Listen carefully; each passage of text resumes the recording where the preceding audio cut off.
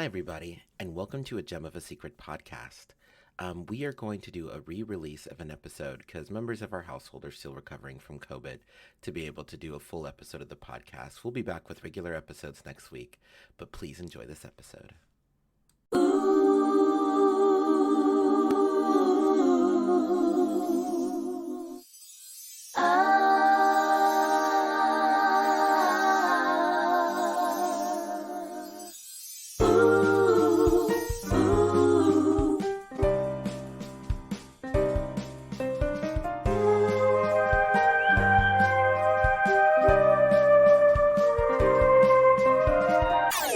Hi everyone, and welcome to a Gem of a Secret podcast. My name is Donatella My Secrets. And my name is Coco Gem Holiday. How you doing today, Coco? We actually just got a housekeeper today. Yeah. Gosh, that sounds really bougie. I don't know why it did, but it did. Very nice. Very nice to have. I know, it's so exciting because my life has been so busy because of drag and life, and then specifically life and depression. Well, yeah. Starting this on such a fun note, aren't we? As usual. But yeah, no, it's super nice to have a clean space for sure. Oh yeah, it helps like clear your thoughts. I mean, everybody knows that like when you clean your bedroom, like it helps with the depression in general. And like, so this is just helping us with more of our spaces being healthy for us to thrive and grow as individuals and not be depressed. Yeah, that's a good reminder that I need to clean my room. It brings in like new energy. I did take some steps and I changed the water for my Morimo moss balls yesterday. Yes, I'm a hippie. I like having like little tiny plants that I talk to. She does. Mm-hmm. I'm like, I don't have plants because I don't have time for them to die. I'm sorry, to water them. Succulents are good for that. Yeah, I feel like they would be, but I would totally forget that thing in general. Like, Yeah. I just would. Yeah. But I do want goldfish. I want goldfish back so bad. Yeah, you did have that fish tank. I did have that fish tank. I sold it though for like $80. Do you like goldfish? Is that like your go-to fish to get? No, I mean kinda. I like betas. Yeah, you should get a beta and give it like the proper enclosure it's supposed to have because contrary to popular belief, betas aren't supposed to be like raised in vases like people think they are. Yeah, they're actually. I think they need. I'm gonna probably say it wrong. I think they need 20 gallons. They need a decent amount for sure. Because they are a tropical fish that is used to a wider enclosure. They're not used to thriving in. Yeah, and so when you see those betas that are in those like Tupperware things, like those butter tubs at the store, like that's not what they're used to. Yeah, and also they're supposed to have filtration too. A lot of people don't add filtration into beta tanks. We're just going off on a whole tangent here, aren't we? Yeah, so this episode's about fish. It's about fish. It's about pets. How I can't have a cat because Coco's allergic. I know. I'm so sorry. And those little rat things that are called cats, those sphinx things.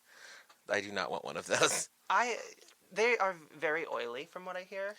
Ew. Yeah. That is worse. I know, kind of. I want, I think a Siberian cat would be good. They're hypoallergenic. They are very furry, but they tend to be like the most hypoallergenic out of cats that actually have fur. They are originally just like forest cats that come from the Russia's snowy forests. Oh, yeah. I did not know that. And they're more like dogs than they are like cats. Well, they're very...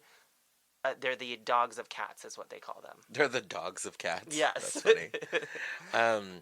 Yeah, so I forgot to ask, Donna, what are you wearing this evening? I took a page out of the Broadway musical Cats, and I am just dressed as Mr. Mistopheles.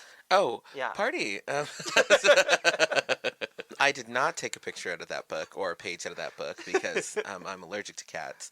But what I did was I poured a whole tub of glitter into a bathtub, and then I just jumped in it with full body on, and so I am beautiful. Yeah, our housekeeper's going to have an issue with that. And also, I clogged the drain. But yeah, that's what. But I have a beautiful headpiece, so gorgeous. And scratched your cornea because glitter gets everywhere. Yeah, it's the herpes of the craft world.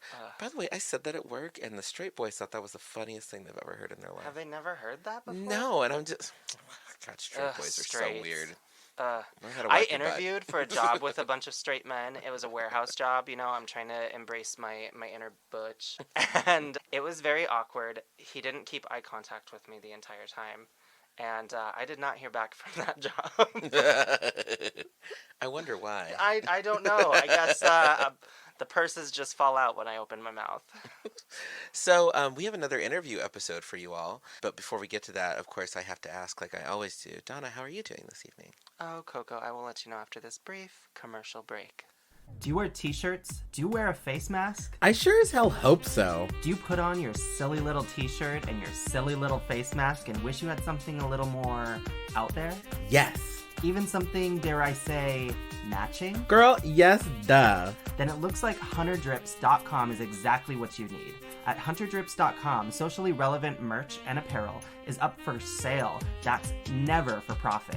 50 to 100% of every purchase is donated. I hear they carry matching shirts and masks with designs that say cute little slogans like defund the police, Black Lives Matter, and it goes over your nose. And even shirts and hats with your own pronouns on them. You know, things that are important. Oh, so you mean important. And almost all of it is donated? Yes, donated. And guess what? What? It's size inclusive too? Yes, up to 5XL. Why just make clothes for skinny people? It's all made by Queer Artist Girl. The creator of HunterDrips.com is trans, fat, lesbian, and the site also includes merch from other queer artists, including gay Portland rapper Tono. Listeners, head on over to HunterDrips.com and use the code SECRET for 15% off your purchase today. That's SECRET for 15% off your purchase at HunterDrips.com. It's a podcast with Coco and Donna. Tell a podcast. Tune into what they tell you podcast. With Coco and Donna. Tell a podcast. Well, Coco, I am feeling great because in the studio with us today we have an interview for one of the first times in a long time that we've had a guest in our studio with us. We have the one, the only, the newcomer to the Portland drag scene, Babylon Brooks. Hi, Babylon. Hi, Babylon. Hello, friends. How are you? Doing well, doing well. We're How doing are so you? good. Thank you so much for having me. Absolutely, we're happy to have you. Yes, as the new queen to the city, what were your first impressions when you started breaking into the drag scene here? I was just like, oh my gosh, everyone's horrible. No, I'm just kidding. I mean, No, fair. It was definitely, so I'm from Texas. I started drag in the eastern part of Texas. I was in East Texas and Shreveport, Louisiana. One of the bars that I was performing at was one of Chi Chi DeVane's home bars in Shreveport. May she rest in peace. Yeah, may she rest in peace, Chi Chi. We love you. Texas drag versus Portland drag is very, very different. I'm super glad to be here, though. I feel like this is a little more in line with the kind of stuff that I was wanting to do. I was going to say, I feel like you fit the Portland drag aesthetic a bit better. Yeah, you have a very eclectic style. I'd like to think so. Yeah. Still collecting little bits and pieces of everything that I'm trying to grow, Are there many other bearded queens in Texas? No. No. Like, I was an oddity Yeah. there, being the bearded queen. Like, the one time that I performed, like one of the first times that I performed at one of the bars in Texarkana, Texas, they treated me like I was the fucking messiah because they'd never seen something like that before. Yeah. I was like, guys, this is not that weird. This is not that uncommon. Calm down. I know that you could find bearded drag in Austin because we definitely Yes. saw some of that at Austin. Emesis from Austin. Is she still in Austin? Yeah, she's still in Austin. That's cool. I love her. Bohemian So Rhapsody great. in Austin. Yeah. It's amazing. Yeah, but I guess that would make sense that in the smaller areas there's probably not much bearded drag, and it's probably No. kind of looked at differently from other styles of drag. Definitely. Yeah. When you started drag, did you ever shave when you started? No, because I did drag the first time kind of on a whim, not thinking that it would be something I'd stick with, and I was like, I'm not gonna shave for this. If this is just gonna be like a one-time thing, and here we are. Several years later. Yeah. Actually, how long have you been performing? My first time performing in drag was June 1st of 2019. So, Oh, wow. Not quite 2 years. Oh, wow. Dang. Yeah. Crazy. Wow. You are definitely a baby queen. Do you ever feel really intimidated by people when you're at a show because you're so new? I wouldn't say I feel intimidated, really. There are a lot of people that I really admire, especially of the people that I've met and become friends with here so far in the scene. But no, because like, I'm not doing a lot of the stuff that they're doing. A lot of them aren't doing the things that I'm doing. I know where my strengths are, but I'm also comfortable with myself enough to not be intimidated by someone else's talent, I think. That's such a great way to look at it, honestly. Yeah. Because I think we all have very different lanes that we're in as far as like our styles and our aesthetics go. And it's so important to be successful to not compare yourself to other people. Yeah. Because Yeah. I feel like when I started, I did a lot of comparing of myself to other queens that I would see, because Coco and I both came from like a smaller area of Colorado. So when we would go to Denver or like perform with some Salt Lake queens or anything like that, I always felt like so lower on the totem pole because there was just such a longer like glow up period that I had. Yeah. I mean, and I definitely feel that there are times where I'm just like, okay, I'm definitely still growing and still learning. I'm still in my, maybe not the cocoon phase, but I'm still growing as an artist and still trying to find all the, little nuanced parts of Babylon. But I definitely, so in that regard, I do definitely compare myself to be like, okay, this person's definitely at this moment got a stronger cohesive look than me. They've got a stronger performance style, but they've also been performing 3 times longer than I have. Yeah. So Yeah, I try not to let that get to me. Like get down on yourself about Yeah. it. I mean, and I look at someone like Autumn, who is Autumn Rain's Heart, love her to death. She's a couple years younger than me. She's also been doing this her entire life. Like she's been doing the kind of drag that she does for like a decade. Yeah. Like absolutely. I'm not going to look beautiful like Autumn is. I'm not going to dance like Autumn does, but I've also not been doing the things that I do the same amount of time that she has. So I'm trying my best not to compare in that way. Yeah. Oh yeah, that's fair. Definitely. Yeah, I feel like, so for me, like since we were transplants too, like we went through that, of course, and like I was really, because the way that we performed is like we were like the top queens in our city for a very long time, and so when I moved here, I had so much confidence that I wasn't intimidated necessarily by other people in the scene, as I realized that like I couldn't get the bookings I wanted to get or couldn't merge into the shows I wanted to do. That's when like the intimidation factor probably started a little bit. And like the other thing too is I recognize like where I falter and where other people are better than me and how that operates, and I think that it pushes me to be better, I suppose. Yeah. Versus like keeping me in like some depressive slump over the fact that like they're better. You can let it intimidate you or you can let it inspire you. Yeah. And so I absolutely. try my best to do the latter. Yeah. And to let it, okay, so I've seen this person perform. What about them do I really like? Okay, I like that they do this, and this. How can I modify that into my own brand to try and better myself as a performer, as an artist? Yeah. So, where did your drag name come from? So so I've had a few names. I settled on Babylon Brooks because that's what the name my drag mom gave me. Yeah. Babbling Brook. Like a babbling brook, exactly. Oh, didn't get that. Mm-mm. Yeah. No, Oh well, not here you go. How? You never What? did. I To don't be get fair, puns. I didn't get that at first for a while. It was a couple months, and I was like, "Oh, that's what she meant." Okay, cool. But Yeah. I'm from the Brooks family in East Texas, which if you know Nicole Paige Brooks from Drag Race, Yes. she's from somewhere in that entire big dynasty of the Brooks dynasties where cool. we're all from. And they're a staple in East Texas and Western Louisiana drag. So, what were some of your first names? So my very first drag name that my best friend gave me the day that I performed for the first time was Spinda Dreidel. Yikes! I love it. I hate that Because I thought, oh, this is going to be, the one-time thing. I'll just have like a stupid name. It'll like Yeah. make all my friends in the audience like laugh. And then here we go. But then I was like, I'm going to do this again. Let's not use that name anymore. Yeah. And then I was Blueberry. I was Blueberry. Blue. Like, was it a first name and a last name, or was it just one name? Just one thing. I was just like, oh, Blueberry. Why? Because I always heard the thing like your drag name or your Mean porn name or lemon. whatever needs to be like your first pet's name and the street you grew up on. So it was Blueberry Balloway. And then I was like, I'm just gonna drop the. Cute. It was fine, but then I dropped it because I was like, that's a little cutesy. I didn't think that's where I was going. Mine sounds like a male porn star name, so mine wouldn't have worked for a drag name. Mine would have been Duke Sequel. Duke sequel. That's hot. Yeah, right? That's hot. I know, That's it kind of we know. is. Okay, so check out Donna's OnlyFans Duke sequel collaborations with Yes. Blueberry Ballaway. And mine sounds like the name of like some pop star. Mine was Coco Arizona. Ooh. Okay, Yeah, which is actually kind of a Coco fun. was your first pet's name too? Yeah. is that how you Dang. got your drag name, Coco? Oh, No. And actually, it's funny because every time I say it, I forget that I'm actually named Coco because the name actually never clung to me.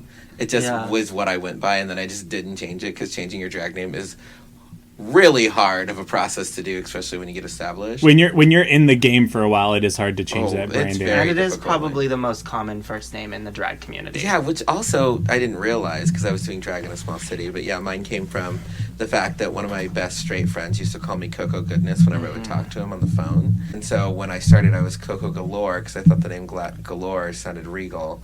Yeah. And then I saw a queen in Vegas With the last name Holiday. with the last name Holiday, and I love Jennifer Holiday. Love that. And then I just added Gem from Gem and the Holograms for no apparent reason other than the fact that I like it. It didn't even flow. But I just was like, well, I'm going to go by Coco Gem Holiday. You could just go by Gem Holiday. I thought about that for a long time. I kind of like that. Yeah, I like the name Gem. I mean, I think a 3-name drag queen, like, I think that does kind of flow sometimes, though. Like, it's established, like, Coco, Gem, Holiday, a 3-name. Yeah, everybody, because they amplify it as they go, like Yes. as we do, like it's a crescendo. And so I've liked that aspect of it. I like that in this city, people have really like caught onto the holiday part of it, which I think is funny. Because we can come from a place with drag queens, so we didn't know what they would do with our names. Yeah. And so living here Oh, has yeah. like really let us know like what people would tease us about or look at it with and things like that. And I've actually kind of enjoyed the name more than I ever did in Colorado. That's awesome. Yeah, Yeah. you know, it makes me feel really regal, and I like seeing it on posters because my name's so long. That's fair. That's true. I mean, I don't know, it's just little things. So, getting back to you. Yes. So, do you have any beef with anybody? Have a beef? I have a beef with Coco Gem Holiday. No. Because her name's so long. I remember when we were joking that I was gonna like start a fake drama with you and be like, "There's beef," and like post like a picture of like a cow. I'll mediate Like, it. yeah. Do I? I mean, I have a beef with somebody, but they're not them as like a performer, just somebody's behavior at the club. You know Yeah. about this that we've talked about. I'd maybe not go into too much detail, but some inappropriate behavior backstage. That being okay. Here's the thing, y'all. I recognize that I am a cute boy out of drag. Like I'm a conventionally attractive, like tall hipster dude with a beard, and I've been in a room with a lot of thirsty drag queens, like getting changed, and sometimes they feel like they need to get a little close and personal. Yeah. And most of the time I let it slide, but that one person took it a little too far, and then some other things happened. Without going into too much, but that's Yeah. like the only beef with anyone that I've had so far.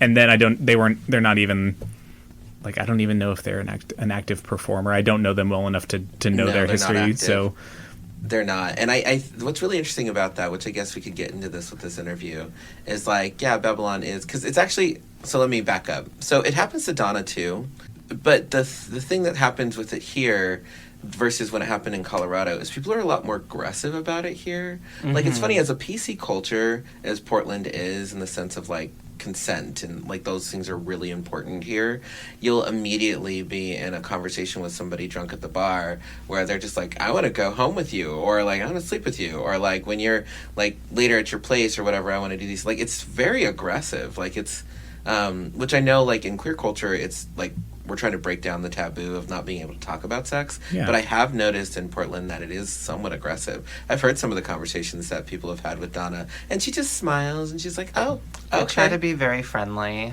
but sometimes it is off-putting. However. Yeah, no, sometimes it is off-putting, and yeah, it does, like, I get uncomfortable, but I am very diplomatic when it comes to, like, strangers, so I try to be as, like, friendly as possible, and most of the time I do give them a pass in the situation, but I just have a problem being aggressive in those instances, you know? Like, I have Yeah. a hard time, like, setting boundaries in those instances. that's for some totally fair. reason.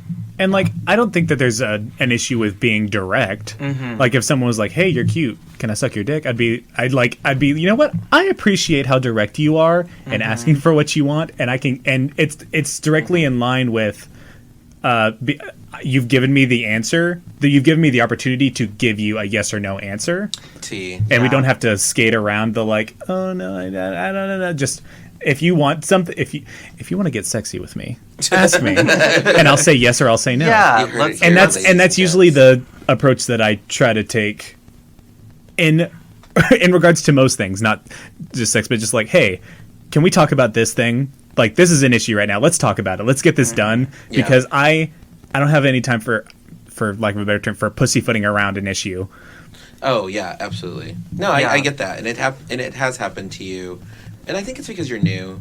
Like, that's fair. Anytime because I've been seeing you interact with like new drag artists as they just like pop up at local, because local's popping right now, and like you'll sit down at a table with somebody, and like the way that they just aggressively hit on you, which I'm not really calling anybody out for doing that, but like I've also noticed that like it does, they kind of pussyfoot around it a little bit and things like that, and people will be like, do you remember that post that went online about somebody who took a picture of you who was a drag queen?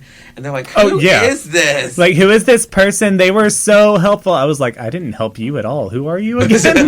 Like, you just came up to me and took a selfie and then posted that selfie. I know what you're trying to do here. It was so funny. And no shade to that person. I still have not interacted with them. They still have not messaged me. Like, but if you want to get after it, just send me a message and ask me if you want to get after it, and I'll give you an answer.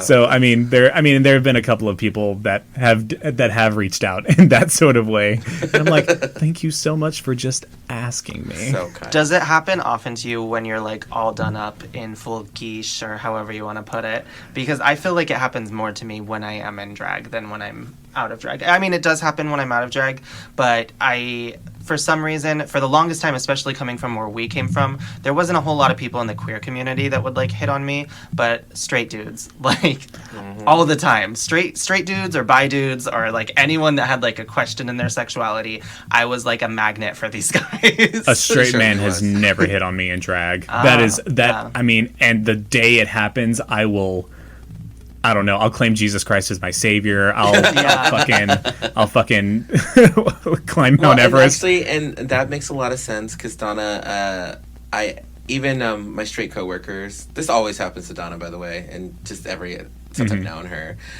they were watching our introvert show, our online drag show that we had for a while, and literally, and I always just finish the sentence. They're like, so I wanted to tell you something. I was like, you think that Donna's attractive? Literally, it was we weren't even talking about the show. I just offered it. You know? I just immediately knew. I don't know how they say it, and this was in text.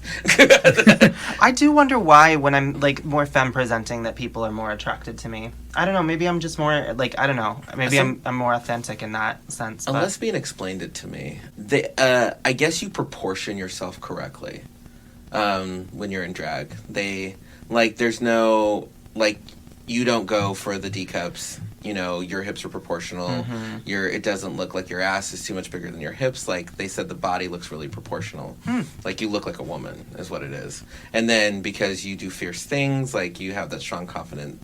Like, my lesbian friend, she's like, Donna just looks like she'd, like, kill you, but you want to make out with her a little bit. That's the goal. I like being like a Black Widow. That's what all the boys go for in their fantasy. Yeah, they want to be beat up by me, but also, like, you know, roll around in the bed with me too. That's hot. Yeah, well, and she also wears skin tight things Always. in drag. Like, bodycon. That's hot. That's hot. But I mean, and I don't know if it's because of the beard or the fact that I don't always wear wigs, or I show off my hairy chest a lot. So I don't know if that's something that's like, the fantasy is often lost because I'm not going for fantasy is lost on Babylon. I mean, because I'm not going for.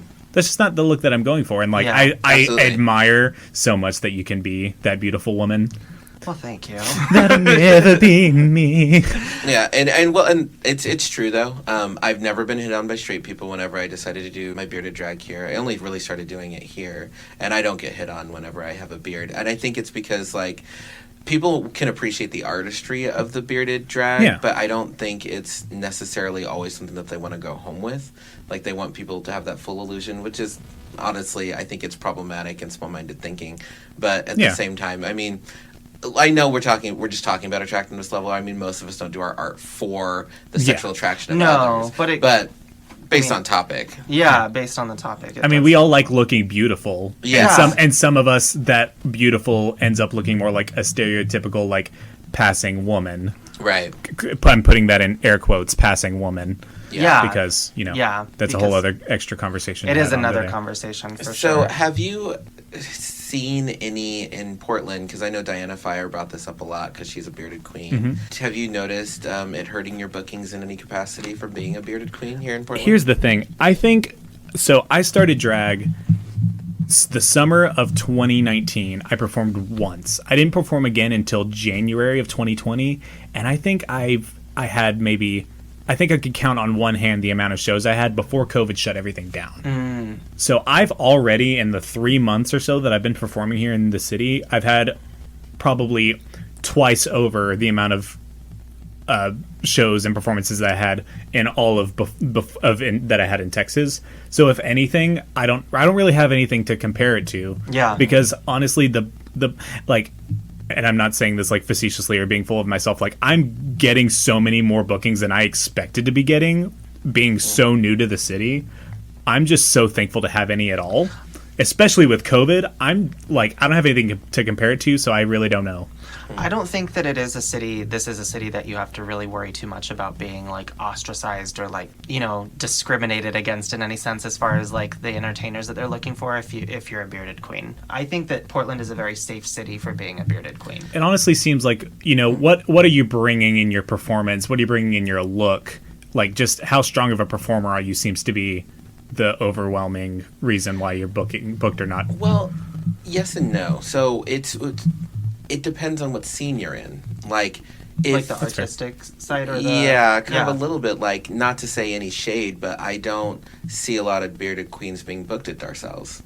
No. Like, stuff like that. So it can hurt your bookings, but there's this scene I feel is growing to where there's so many really large outlets for drag that appreciate all types of drag. And I think that's beautiful.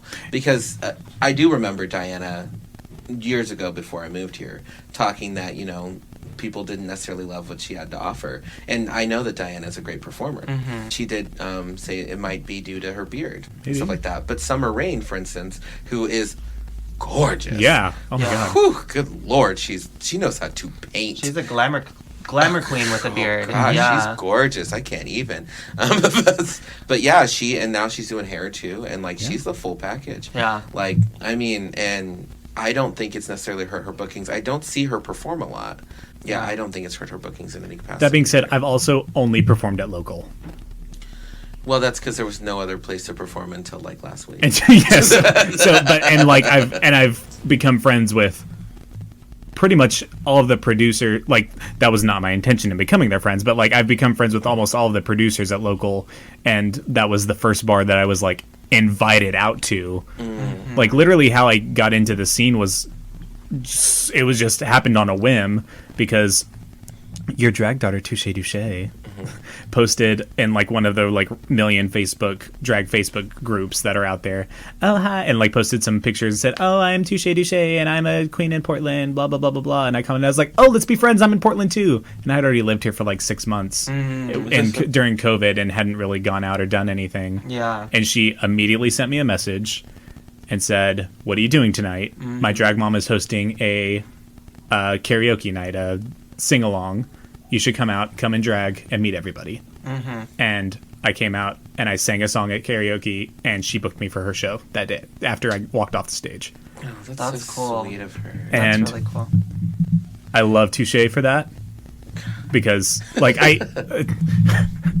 touche, I love you for all of her faults, for all of her shortcomings. I'm so thankful that happened, because like I probably would have, because I was scared to, like, I was just like, I also spent a lot of quarantine trying to figure out what is makeup supposed to look like on a human being. Yeah, absolutely. That's some tea. Because Mama was looking rough when quarantine Yeah, I did started. see some photos from the start there. You didn't have to agree.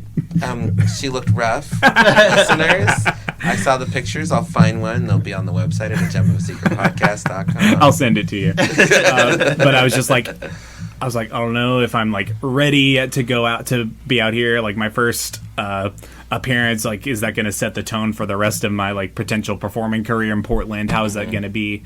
But honestly, like, I got up on stage, and then you and Autumn were hosting that night, and you gave me like a little interview on the mic, and from then on it's just kind of like taken off, and I've met so many friends that night. That's And it's cool. all because of y'all three. Thank you. That's really I drank cool. too much. I don't remember any of that.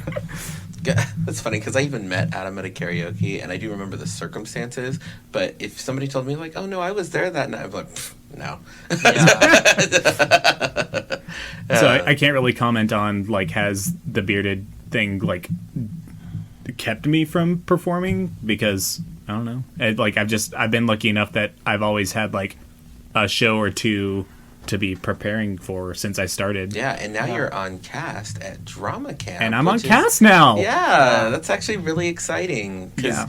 new people like you don't get that opportunity. And It's just not a reality. and big thanks to Rogue Storm Safari for, like, she saw me. I performed Flushed in January that Touche booked me for, and I like had gone downstairs and I changed, and I came back up, and she was out of drag, Rogue was, and said, "What are you doing on Thursday? Do you want to come be our like special guest at Drama Camp?" And I was like, "Sure." And then I did it again in February, and then she asked me to audition for the March show. I did, and here we are. That was so exciting. it's just kind of taken on a life of its own, and I'm super fucking thankful for it. Yeah, I mean, absolutely. Always remain humble and be grateful, because those opportunities are actually kind of rare, and your circumstances are a little bit of an anomaly. I'm counting my blessings, because I am so fucking thankful. I didn't expect for everybody to be so nice so quick, and maybe that's because I'm cute. I don't know, but it's. I mean, because you and I have had that conversation before as well. Well, because it's true. I have. You'll learn that they're all monsters over time. That's I've already tea. accepted that about a few people. So, well, one thing I wanted to bring up actually is, so you know that a lot of drag queens don't sing, right? Yeah. But you're a singing queen. Mm-hmm. Are you nervous about the adversity you might face from being a singing queen? Not really, because ultimately that's the kind of avenue that I want to take my drag. Like I can dance, kind of. I can, but if I guess more than anything, like take Drama Camp this week, for example, a couple of days ago, I did a number that was a little left field. I sang "Touch Me" from Spring Awakening, but I did it. So good. I love that song so much, and I did it musical. dressed kind of as a boy. I still had my face on, but I did it in a suit, and I had like I went to Goodwill and I bought this gray suit, and my mom and I hemmed the pants to make it like the schoolboy outfits that they wear in the musical. And I was like, I don't know if this is going to translate super well, and I'm still not sure if it did for the audience that was there, but I know that for the other drag artists that were there, a lot of them were super complimentary. I think that type of experimentation is something too that you don't really have to be worried about as much here. I think that drag, even if there are like a mix of masculine and like feminine elements in it, like it's still drag, and it's still like your form of the art and the way that you're presenting yourself. And I don't think that you should get hung up as much on like if other people are going to receive it super well. I think you should mix both elements of masculine and femininity in your performance, and you know, as long as you're doing what you're doing and enjoying it, like it doesn't really super matter if the more traditional old school queens don't love it.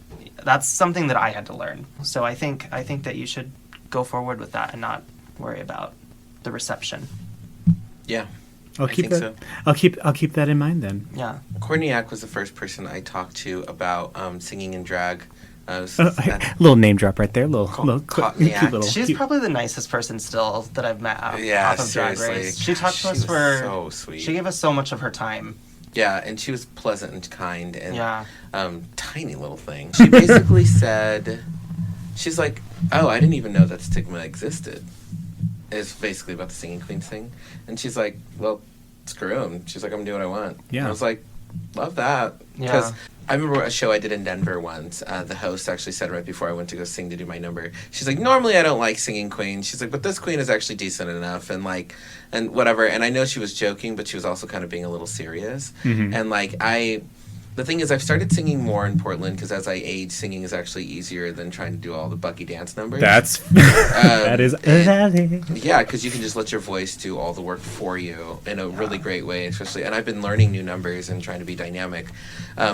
What I've recognized with that, though, is Portland is a little bit more receptive to that. Yeah. I had a show here once when I sang both my numbers where somebody was like, I didn't realize this was like karaoke. And I was just like, well, it's not like I write music. like, Yeah.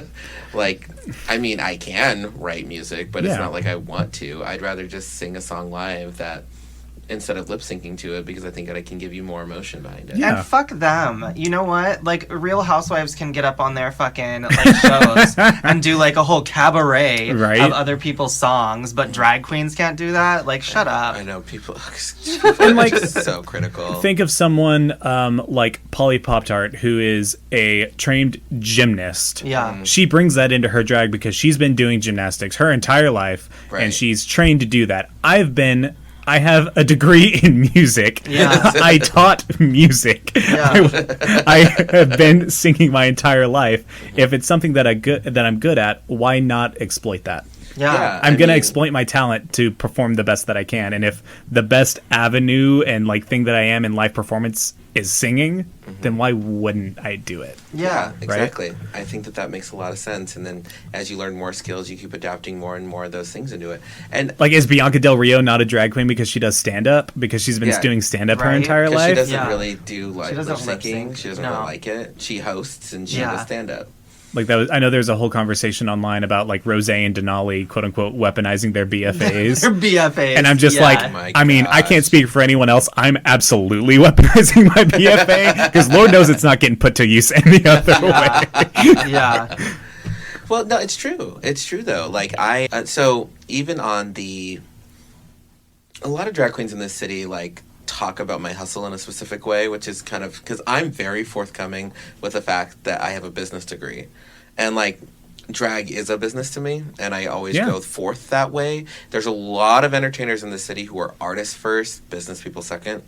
I'm one of them. Yeah, I put my business first because it ends up because the hustle that new queen hustle is very similar to what I do, but like I come at it with a well-rounded thought, like about this is what I can give you and this is how much money I can make you, and then this is the credentials to back it up. When There a new you queen go. is like, hey, like I have like Autumn and Touche to a degree. Like even though Autumn's not a new queen, she asks for gigs and hustles like a new queen, and so does Touche. They're always like, I want this is the show, this is how much money I can make you, and blah blah blah blah blah. But sometimes it's not sustainable, or the idea Yeah, doesn't that's really fair. come follow through and stuff like that. And so I even put that out there. I give people the numbers of how much drag costs. I never see people do that. Like people don't like want to expose how much drag costs and how much we make. Our podcast, almost like every episode for the first like year we did this, I would always name drop with the fact that drag queens only really like a great booking for a drag queen is $50. Yeah. Like, and people just don't realize that. I never got a paid booking until Touche booked me for that show. I'd never, like, I got tip spots or I was performing for like charity gigs for my drag parents. And that was it. Yeah, and it's still a lot of work. That makeup's expensive. It is. The makeup's expensive. The outfits are extremely expensive. Yes. Yeah. It does end up kind of paying for itself at a point once you get enough of a collection for yourself and the skill set developed to kind of provide for yourself. Yes. But it is the most expensive hobby, and it's like, although you know you're a business queen, drag is not a great business model. It's really not. What does Trixie say? It's not a get-rich-quick scheme. It's a No. get-poor-long scheme. Yeah. Or a long scheme. That's funny. It really is. It really is. Yeah, I feel like drag, right now, drag is very much paying for itself because I've accumulated a lot, and Well, look at you. I know. I had to put in the time and energy, but like, Yeah. no, drag is I'm making enough money to where I can start buying some new things finally. But I will admit, I was also that queen, which is actually why some queens didn't really like me in this city, is because I did talk about the fact that like every gig in this city was super free. Yeah. And then even some of the East Side girls who would attack me online about it, they're like, what are you talking about? I get paid for all my gigs. And I was like, because of the shows that you are in. Yes. Like, I am new, and like it was tip spot after tip spot after tip spot, and I performed 30 times in a month, and like half of them were tip spots because I was trying to get my name out there. And all drag is valid, but not all drag is good. Yeah, also that's some tea. How dare you? No, I'm just kidding. That's so much tea. That's the thing, because Say it to my face, you Donna. also no, because Coco in that instance when she was talking about that got attacked for like drag can be cheap. My outfit was $3, and I was like, well, it looks like it. But you know, like it's all about too like the standards that you set for yourself too, and that's you know that's your own thing. Like great, like if you want to like be that crafty queen, and I have a lot of the times been that crafty queen where I have to repurpose something in order to get something new out of it, you know, or I'll rip up an old outfit, Haven't or we bleach all? it, or you know, like you do have to have that skill set, and that's also part of being a queen, I feel. And I think what a lot of Drag Race is missing nowadays, Oh my God, because right? everyone's wearing all these designers that have been bought for them. There's no room for the gritty part of drag on There's Drag not. Race anymore. No, and that's why even like with Candy Muse and how they are bringing the most ridiculous looks to this runway. Seriously, some of the most ugliest things I've ever seen in Drag Race history. And like people are like, "Oh no, it's crafty." I'm like, "That's not crafty. That is ugly." Like there is a difference. Like she paid a lot of money for that garbage that she's wearing on the runway. Like Crystal Method last year, that is a crafty queen that still is at a very high level of drag. Very high level. Like you can yes. tell that she made all of those things, and Yep. that like from probably relatively humble resources. Yes. But still made it work and look great, and there's stuff like that that's still missing, or like Evie Oddly, like that. Yes. That kind of conceptual art that is like, I love it. Yeah. while being very fashion forward, you could tell that was probably not the most expensive thing in the world to Well, make. even actually Simone's outfit, and Simone's outfit's the whole season. Yeah. Like she, The Polaroids. the Polaroids, which that furry costume had to be at least That one $5,000. was- Okay, the furry costume was literally she got it from a sex addict. Like I feel like there was no way that everything else she's done though. And I keep talking about her like the train look, like how she did the do rag. Oh my God. Like, she's just wearing a sweatsuit with a long do rag, but she looked amazing. She did. Yeah. Like I feel like that's crafty to me in the right way, and I don't know why people came That's after fair. Ross for saying the word crafty. Crafty is crafty.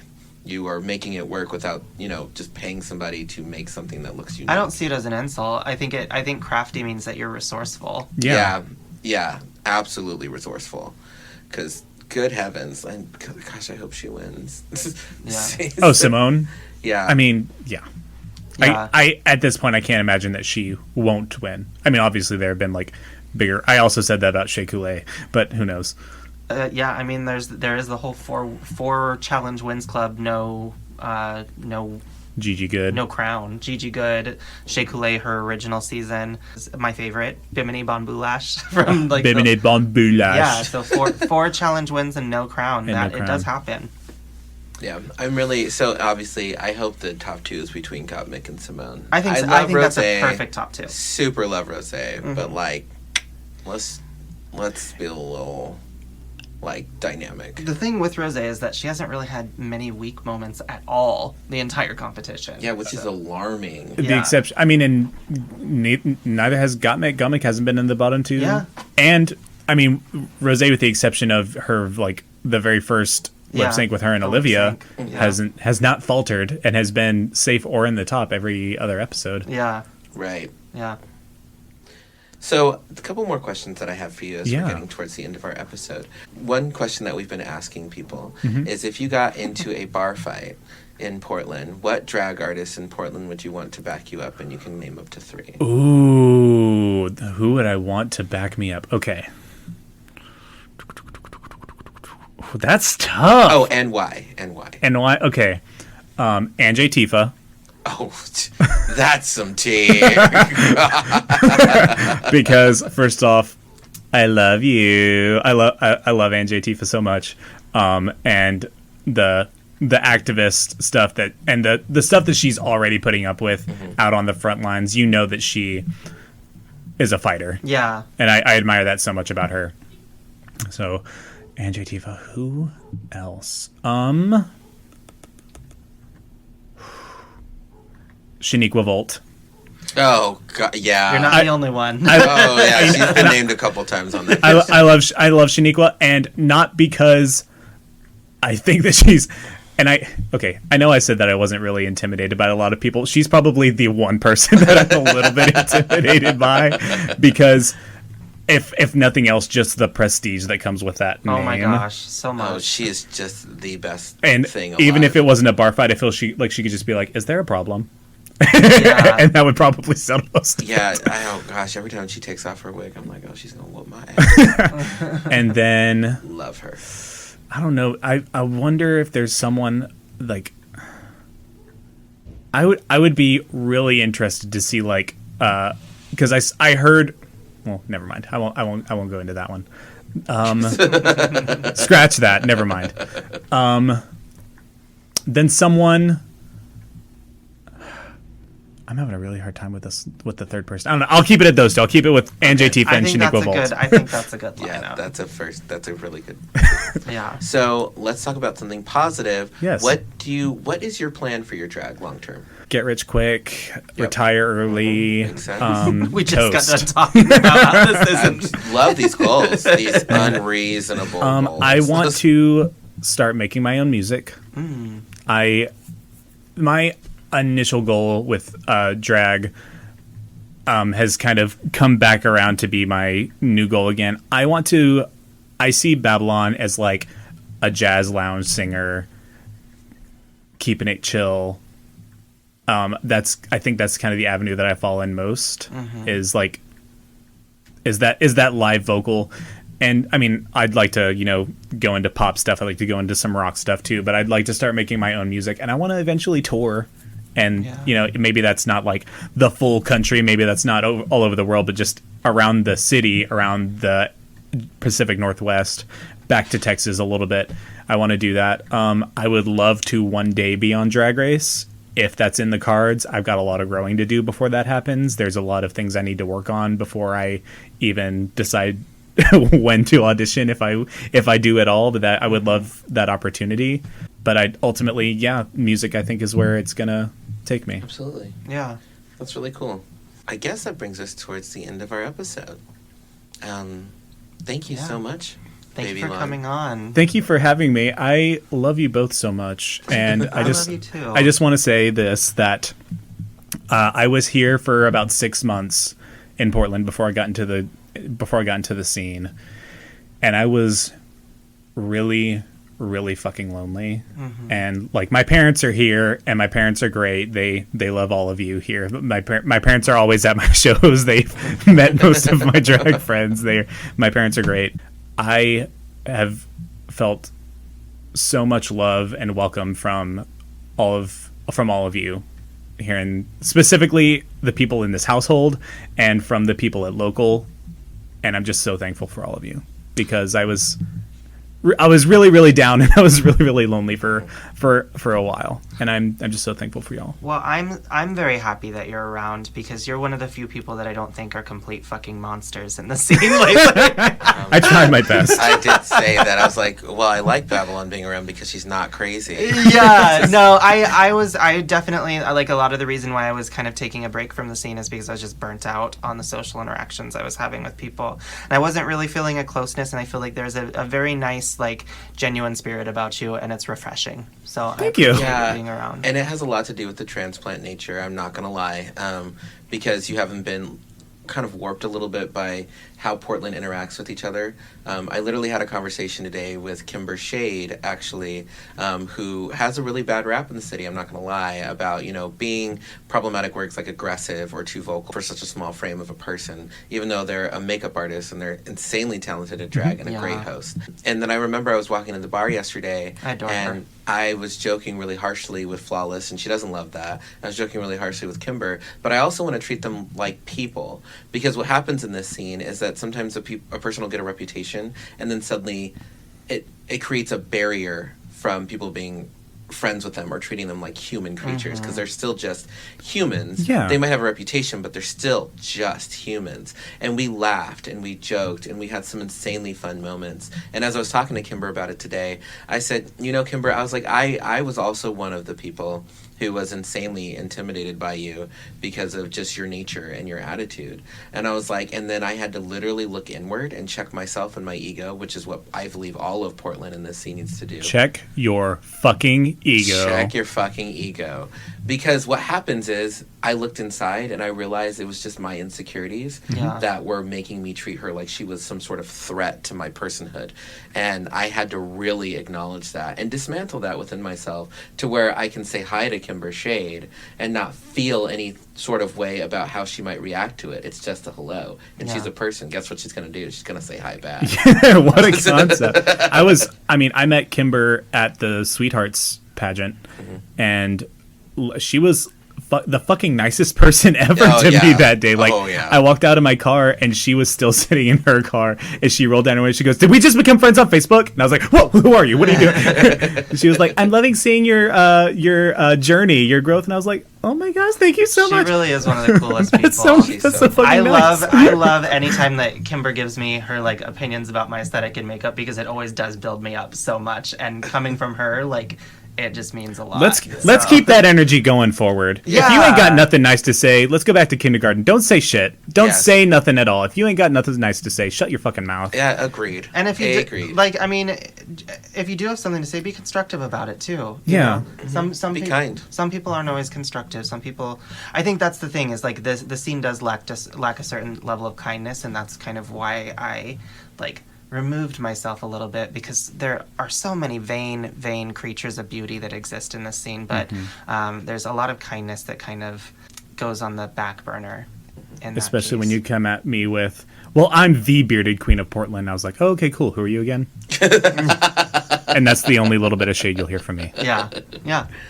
Oh, goodness. So thank everybody for listening. Yep. This has been a really great, informative episode. And thank you once again to Babylon Brooks. Yes. What's your social media for the kids? You can find me on Instagram, TikTok, and YouTube is all Babylon Brooks, BABYLON BROOKS. You can follow my YouTube stuff. I'm doing makeup tutorials and makeup reviews, and I'm copying other people's makeup and trying to do more experimental stuff. The TikToks are a lot of fun and just a bunch of nonsense. And yeah, you can find me on Facebook, if you'd like, is Randy Carpenter, which is a porn star. Which is a porn star name that I was informed of by Coco's husband that I did not realize until he said something about it. I was like, "What do you mean?" He's like, "Randy Carpenter." I was like, "Oh, Jesus Christ, you're right." Ooh, that Carpenter's real Randy. You better believe that's how it. the scene starts.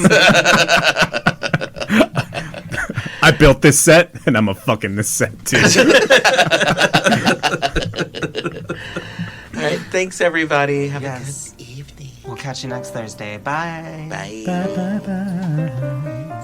This has been another episode of A Gem of a Secret podcast. The hosts of A Gem of a Secret podcast are Donatella My Secrets and Coco Gem Holiday. You may follow Donatella My Secrets at Donatella_My Secrets on Instagram. You may follow Coco Gem Holiday at Coco Gem Holiday on Instagram. Original music by Touche Douche and Party Favors. You can follow them respectively at The Touche Douche and at Party Favors Music on Instagram. For more exclusive content, visit www.agemofasecretpodcast.com. That is AJEM of a secret podcast.com. Be sure to tune in every week on Thursday for a new episode wherever you listen to podcasts. If you have any comments or questions, email us at agemofasecretpod@gmail.com. Please don't forget to like, rate, and subscribe. Until next time, goodbye.